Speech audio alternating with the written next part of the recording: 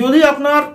Kidney পাইপের নিচে কোনো ছোট স্টোন থাকে, আমরা বেসিক্যালি 5 মিলিমিটার 6 মিলিমিটারই বলি, কিন্তু সমীক্ষা বা ইএইউ গাইডলাইন্সে বলছে আপ টু 1 সেন্টিমিটার, যদি পেশেন্টের ব্যথা না হয়, ব্লিডিং না হয়, ইনফেকশন না হয়, কিডনি বেশি হাইড্রোনেফ্রাস ফুলে না থাকে, তাহলে কিন্তু ট্যামসুলোসিন প্লাস ডেফ্লাজেকট, এটা কম্বিনেশন কিন্তু মার্কেটে অনেকগুলো ব্র্যান্ডের মধ্যে আছে, we actually give it to the patient. সুতরাং যদি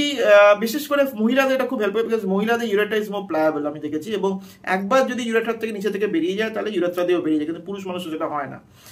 বিকজ মেল ইউরেথ্রা খুব লম্বা। সুতরাং এই যে ট্যামসুলোসিন আর ডেফ্লাজেকট যদি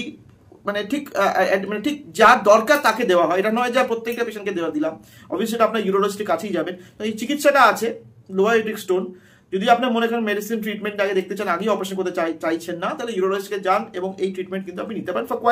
সাম টাইম। মানে এক্সপালসিভ ট্রিটমেন্ট, মেডিকেল এক্সপালসিভ ট্রিটমেন্ট একটা সময় মাত্রা আছে, এবং সেটা যদি ফেল হয় তখন আমরা অপারেশন বলিয়ে দিই।